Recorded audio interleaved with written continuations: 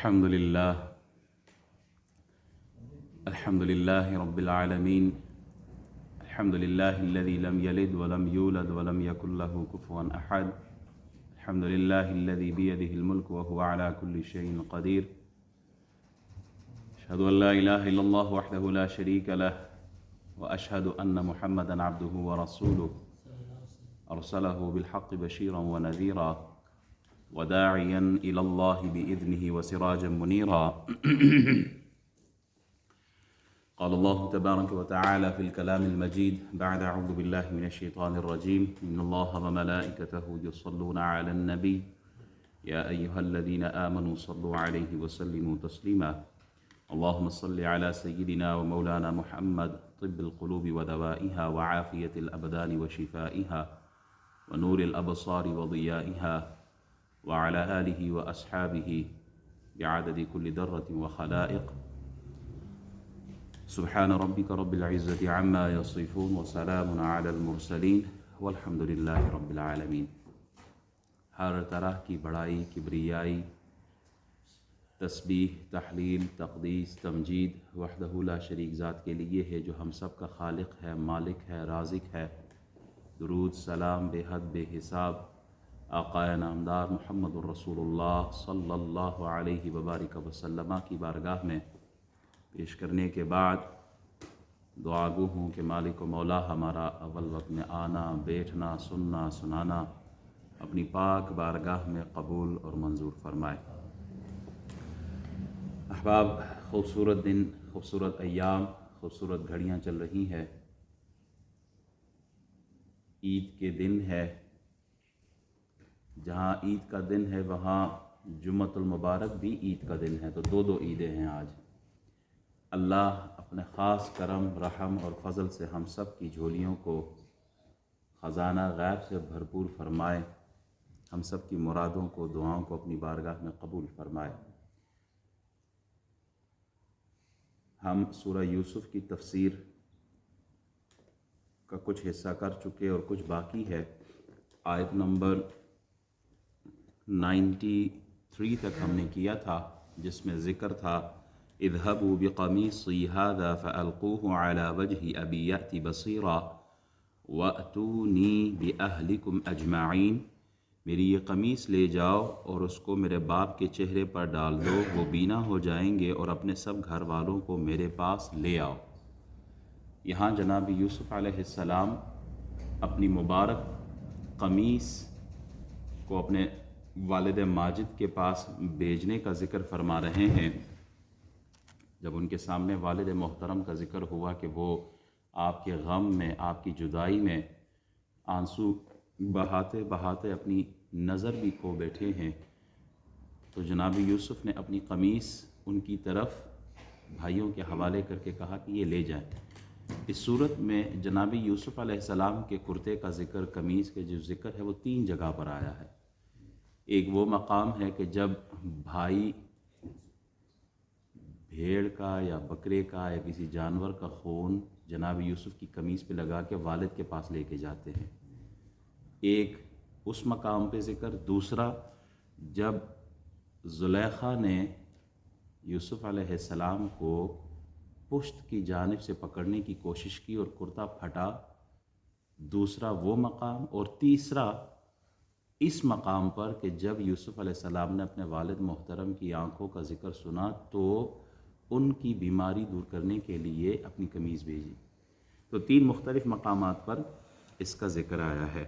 اگلی آیت: وَلَمَّا فَصَلَتِ الْعِيرُ قَالَ أَبُوهُمْ إِنِّي لَأَجِدُ رِيحَ يُوسُفَ لَوْلَا أَن تُفَنِّدُونَ۔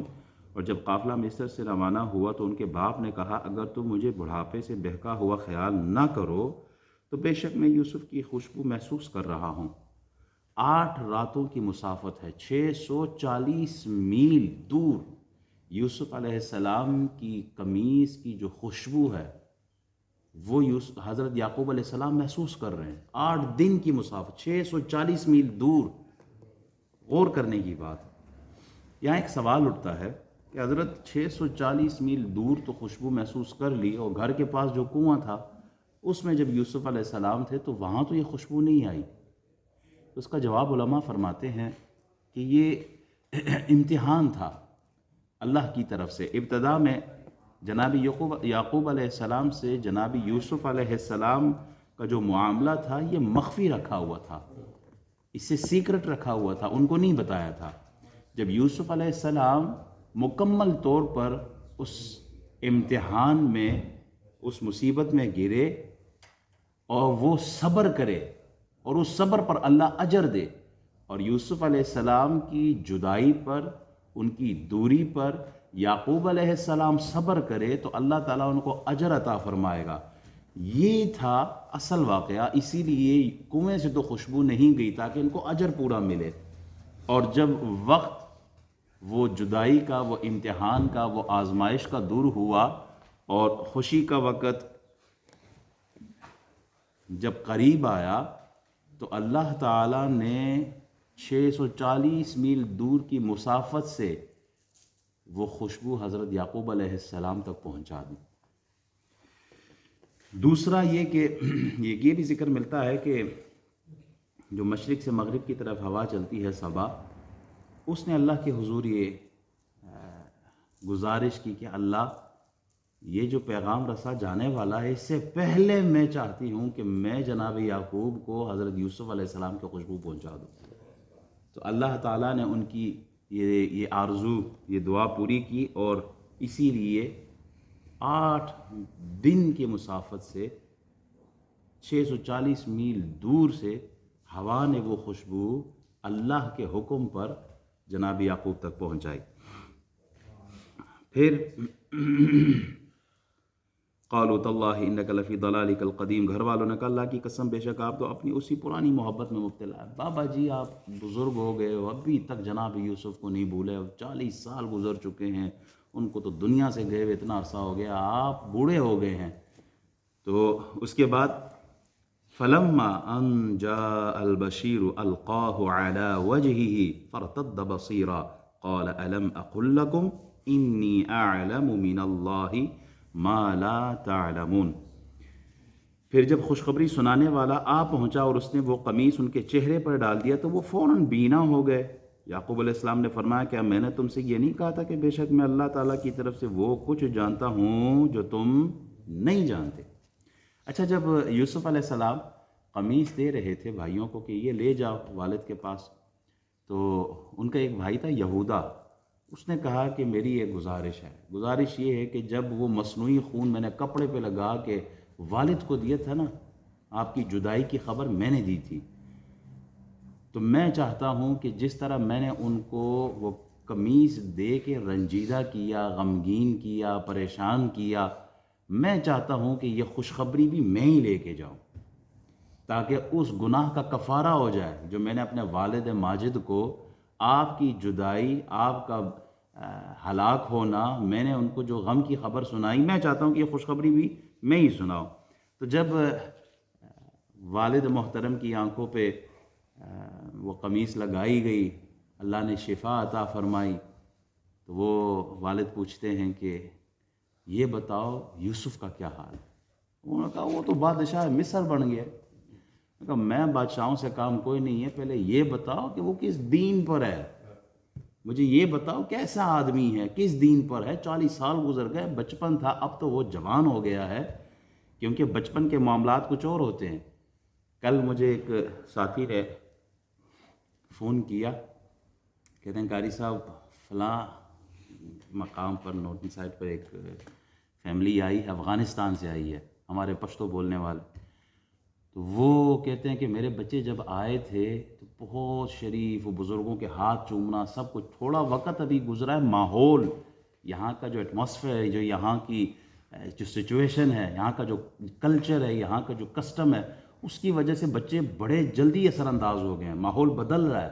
ہم چاہتے ہیں کہ وہ آپ ہی کی کلاس میں آئیں، کسی طرح آپ ان کی تربیت کریں۔ کہنا یہ چاہ رہا ہوں کہ ابھی کچھ 6 مہینے نہیں ہوئے، تربیت دیکھیں ایک دم بدل گئی، کیوں؟ ماحول بدل گیا۔ یوسف علیہ السلام 40 سال جدائی ہے، 40 سال کا ماحول پتہ نہیں کیسے ہوگا، پہلے یہ بتاؤ کہ یوسف آدمی کیسا ہے؟ انہوں نے کہا وہ ان دین کیسا ہے؟ کہا ان کا دین اسلام ہی ہے۔ تب آپ نے کہا کہ اللہ کا شکر ہے، اب جو نعمت ہے وہ پوری ہوگی۔ یہاں آپ بیٹوں کو یہ بتانا چاہتے تھے کہ دین اسلام کے مقابلے میں دنیا کی بادشاہت کی کوئی حیثیت ہی نہیں ہے. دنیا کی بادشاہت کیا ہے؟ مال ہو، دولت ہو، پراپرٹی ہو، جائیداد ہو، حسن ہو، شباب ہو، حسن و جمال ہو، سب کچھ ہو، عہدہ ہو، منصب ہو، پاور ہو، گورنمنٹ ہو، سب کچھ آپ کے پاس ہو. اللہ فرماتا ہے کل من علیہا فان، سب نے ختم ہو جانا ہے، کچھ بھی نہیں رہنا، ککھ بھی نہیں رہنا. کفن آدمی جب پہنایا جاتا ہے نا تو کفن میں کوئی جیب نہیں ہوتا، کفن میں کوئی ٹائٹل لے کے نہیں جاتا. کیا لے کے جاتا ہے؟ ایمان کا نور لے کے جاتا ہے. قبر کے اندر یہ دنیا کے بلب شلب کام نہیں آتے، قبر کے اندر ایمان کا نور ساتھ کام. قبر کے اندر اگر آپ کا کلمے کا نور سینے میں موجود ہے تو وہ چراغ ایمان کا وہاں جلے گا اور آپ کی قبر رونق ہوگی. یعقوب علیہ السلام اپنے بیٹوں کو پوچھتے ہیں کہ کیا حال ہے؟ کہا بادشاہ ہے. کہا انہوں چھڈو، اے دسو بندہ کیسے ہے؟ کہا اسلام ہے. کہا اب الحمدللہ، ایمان ہے الحمدللہ. اولاد نے پراپرٹی بنا لی، جائیداد بنا لیا، کاروبار بنا لیا، سیٹ ہو گیا، financially is very sound. But religious point of view, what about his religion, what about his manners, what about his aqaid, what about his belief? Imam Sahib, we are not bothered about that. We just want, alhamdulillah, he is financially sound, that's perfect. نہ یہ دنیا تک کام ہے. قبر میں نہ گاڑی جائے گی، نہ بینک بیلنس جائے گا، نہ جائیداد جائے گی، نہ پاور، نہ عہدہ، نہ منصب، کچھ بھی نہیں جائے گا. قبر میں آپ کا ایمان جائے گا، اور اسی ہی کی فکر ہونی چاہیے ہمیں. ہم نے مال بنایا نہیں بنایا ڈزنٹ میٹر، اخلاق بنایا یا نہیں بنایا دیٹ میٹرز. ہم نے 10 پاؤنڈ جمع کیے نہیں کیے ڈزنٹ میٹر، آپ نے 5 وقت نماز پڑھی ہے دیٹ میٹرز. تو یعقوب علیہ السلام اپنے بچوں کی تربیت فرما رہے ہیں کہ بادشاہت چھوڑو، دین کا بتاؤ، اسلام کا بتاؤ، اللہ کا قرب ہے یا نہیں ہے اس کے بارے میں بتاؤ. جب انہوں نے کہا کہ ہاں وہ تو دین اسلام پر ہے، تب آپ نے کہا اللہ کا شکر ہے، اب نعمت پوری ہو گئی ہے. پھر آپ اس کے بعد فرماتے ہیں قالوا یا ابانا استغفر لنا ذنوبنا انا كنا خاطئین. بیٹوں نے کہا اے ہمارے والد، ہمارے لیے ہمارے گناہوں کی مغفرت طلب کیجیے، بے شک ہم ہی خطا کار تھے. اب غور کریں، مغفرت کا سوال کیوں کر رہے ہیں بیٹے؟ اس لیے کہ بیٹوں نے جناب یوسف علیہ السلام پر ظلم کیا تھا، اس لیے کہ بیٹوں نے جناب یوسف علیہ السلام اور جناب یعقوب علیہ السلام کے درمیان جدائی ڈالی تھی. تو 2 بندوں کے درمیان جدائی ڈالنے والا گناہگار ہوتا ہے. جو 2 بندوں کے درمیان پھوٹ ڈالے، ادھر بھی چغلی کرے، ادھر جا کے اس کو چغلی کرے، 2 بھائیوں کے درمیان وہ الگ الگ ہو جائے، ان کے درمیان دشمنی آ جائے، ان کے درمیان نفرت پیدا ہو، یہ گناہ کا کام ہے اور اس پر اللہ سے معافی طلب کرنی چاہیے. آج ہمارا ماحول ایسا ہے، فیملی کے اندر ہو، کمیونٹی کے اندر ہو، پوری دنیا میں مسلمانوں کا حال دیکھ لے. 2 آدمی جہاں بیٹھے ہوتے، تیسرا بیٹھ کے ایک کی غیبت ادھر کر رہا ہوتا ہے، ایک کی چغلی ادھر لگا رہا ہوتا ہے. 2 بندوں کے درمیان محبت تھی، اب نفرت میں بدل گئی. تو اس آیت سے یہ پتہ چلتا ہے جو 2 بندوں کے درمیان جدائی ڈالے وہ اللہ سے اس گناہ پر معافی مانگے. یعقوب علیہ السلام کے پاس گئے، انہوں نے کہا والد صاحب ہمارے لیے دعا کریں کہ ہم نے جو گناہ کیا ہے اللہ ہمیں معاف فرما دے. جس آدمی کو تکلیف دی ہے، جان سے ہو، مال سے ہو، اولاد سے ہو، عزت آبرو ناموس پر ہو، اسے چاہیے کہ مرنے سے پہلے دنیا میں ہی اس کو کمپنسیٹ کرے، دنیا میں ہی اس سے معافی مانگے. کیوں؟ رسول اللہ صلی اللہ علیہ وسلم کی حدیث مبارک ہے، حضرت ابو ہریرہ رضی اللہ تعالیٰ عنہ راوی ہیں، فرماتے ہیں جس کسی نے کسی کی عزت یا اس کی کسی چیز پر ظلم کیا ہو، اس کو چاہیے کہ وہ اس ظلم کی اس دن کے آنے سے پہلے تلافی کرے کہ جس دن نہ درہم کام آئے گا، نہ دینار کام آئے گا. قیامت کے دن ہمارے درہم دینار کوئی کام نہیں آئے گا، کیونکہ درہم دینار سونے کے پہاڑ بھی ہو سو واٹ. اس دن درہم دینار، سونا، گولڈ، چاندی، مال مویشی، پراپرٹی کوئی کام نہیں آئے گی. اس دن کیا کام آئے گی؟ نیک اعمال کام آئیں گے قیامت کے دن. حضور علیہ الصلاۃ ارشاد فرماتے ہیں اگر اس کے پاس کوئی نیک عمل ہوا تو وہ نیک عمل اس کا اٹھا کے اس مظلوم کو دے دیا جائے گا. اگر نیک عمل نہیں ہوا تو اس مظلوم کے گناہ اٹھا کے اس کے کھاتے میں ڈال دیے جائیں گے.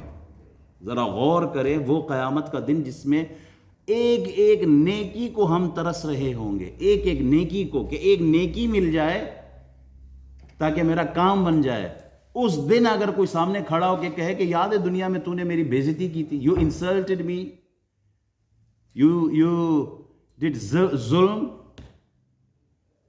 you did that, you did that, now I want to revenge, compensate me here in this Qiyamah, the day of Qiyamah. How are you going to compensate?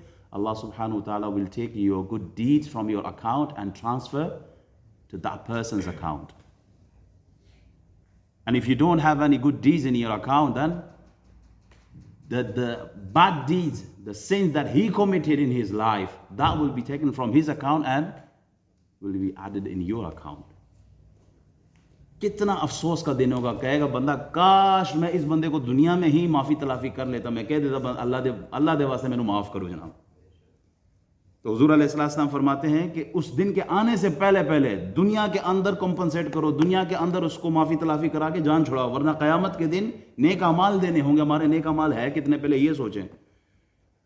پہلے تو ہماری نمازیں پوری نہیں ہوتی، اگر نماز پوری ہو اس میں اخلاص کی کمی ہوتی ہے، اس میں غلطیاں اتنی ہوتی ہیں کہ وہ نماز پتہ نہیں ایکسیپٹیبل ہے بھی کہ نہیں. اس کے بعد حضرت یعقوب علیہ السلام کیا ارشاد فرماتے ہیں؟ بیٹے کہتے ہیں ہمارے لیے دعا کریں. یعقوب علیہ السلام فرماتے ہیں قال سوف استغفر لکم ربی انہ هو الغفور الرحیم. یعقوب علیہ السلام نے فرمایا میں ان قریب تمہارے لیے اپنے رب سے مغفرت طلب کروں گا، بے شک وہ بہت بخشنے والا نہایت مہربان ہے. I will make dua for you. I will ask Allah subhanahu wa ta'ala for your forgiveness very soon. سوف، یہ سوف یہ فیوچر کے لیے یوز ہوتا ہے، ان قریب کروں گا. علماء فرماتے ہیں اسی وقت کیوں نہیں مانگی، اسی وقت ہی مانگ لیتے.